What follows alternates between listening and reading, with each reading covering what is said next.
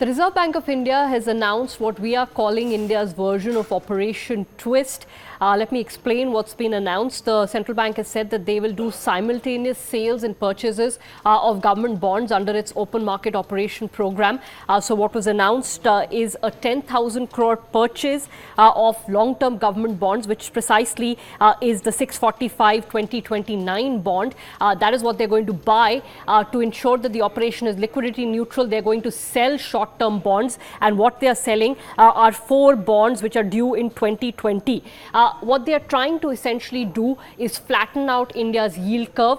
The yield curve has been very steep. While the overnight rates have been brought down to 5.15, the 10-year bond has still been trading at a spread of more than 150 basis points, about 160 basis points at last count. So what you have had is a very steep yield curve in India, which has prevented transmission of monetary policy rate cuts, at least in terms of longer-term borrowing, especially those which are linked to the bond market. So the RBI is stepping in. They're intervening by buying long-term bonds. They hope to increase the demand for long-term bonds and hence reduce the yield on these long-term bonds and the rates on long-term borrowings. But because liquidity is in such surplus, they don't want to add to the surplus liquidity. So at the same time, they're going to sell short-term bonds as well. Now, the impact of this is going to be twofold. One, when they sell the short-term bonds, you could potentially see short-term yields move up a little bit, but money market participants are focused a little bit less on that aspect. They may see some pickup in short-term yields, but what they're more focused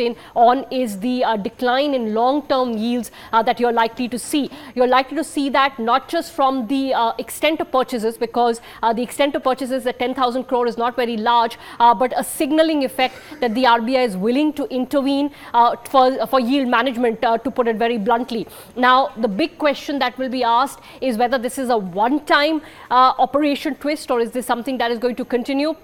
The people we spoke to, whether it's Anant Narayan of SP Jain Institute of Management, long-term veteran of the bond market, or Arvind Chari of Quantum, both believe that this will not be a one-off, and that if RBI has gone in this direction, depending on market conditions, they may continue to do this for a few more times in order to get to that objective of a flatter yield curve and lower long-term rates. Now, that's one aspect of it. Don't forget that there is a link to the fiscal situation in all of this. It is now fairly likely, almost a given, that the government will slip on its fiscal targets, which mean that it will likely have to borrow more than what it had budgeted from the markets. Now, in that kind of a situation, you would have seen long-term bond yields go up even more. What the RBI is doing, perhaps, is ensuring that there is some parity in the cost of borrowing for the government as it starts to do that incremental borrowing, perhaps in January or February. It is not akin to monetization of the deficit, but it certainly will raise questions as to whether the RBI is stepping in to ensure smooth passage of a larger than expected government borrowing program. When bond markets open, you should see the 10-year yield drop and perhaps some pickup in short-term bond yields.